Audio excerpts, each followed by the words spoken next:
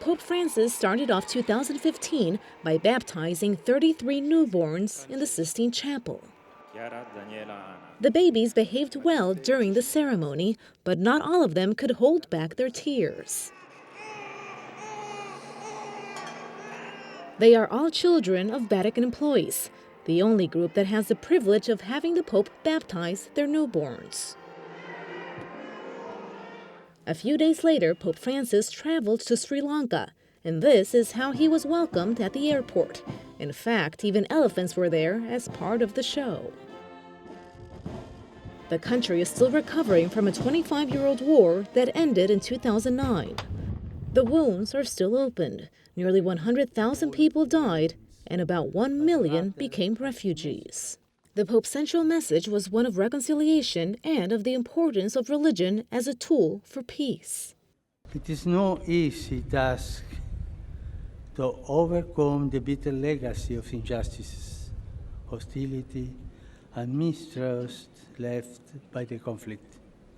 It can only be done by overcoming evil by good. In Colombo, before 500,000 people, Pope Francis canonized the country's first saint, Father José Vaz, who back in the 18th century preached in hiding. Pope Francis then highlighted that the new saint worked for peace in a way that transcended religious divisions. And this is particularly important in a country where Christians make up just 7% of the country's 20 million people. The Pope then visited the Shrine of Madhu, where people of all religions found shelter during the country's civil war. He asked them to overcome their religious differences to restore a sense of community. Yet only when we come to understand in the light of the cross the evil we are capable of and have even been a part of, we experience true remorse and true repentance. From Sri Lanka, the Pope flew to the Philippines, which has the third largest Catholic population in the world. At the airport in Manila, he was treated with this extraordinary welcome.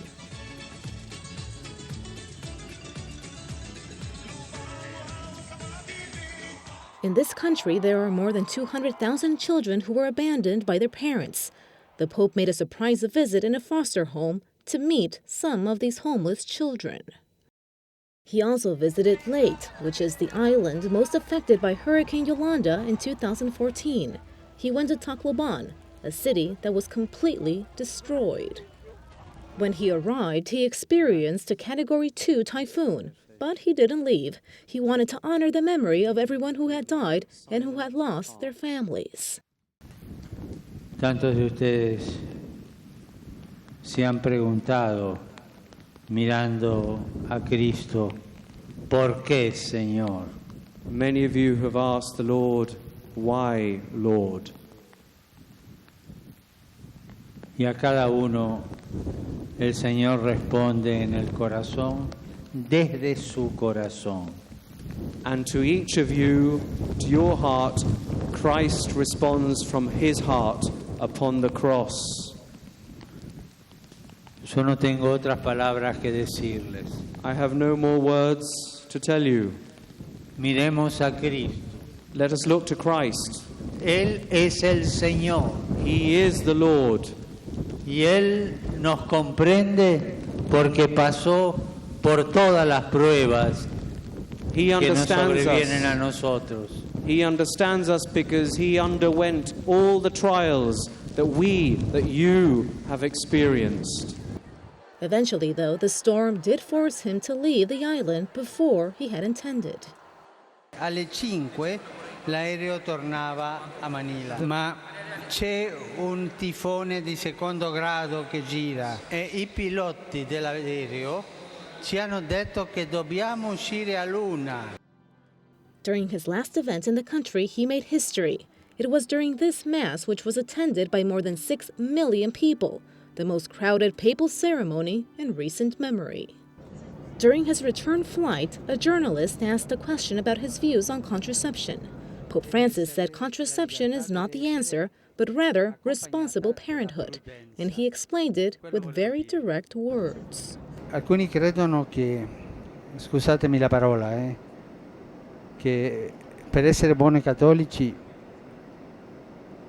dobbiamo essere come conigli, no? No. Paternità responsabile.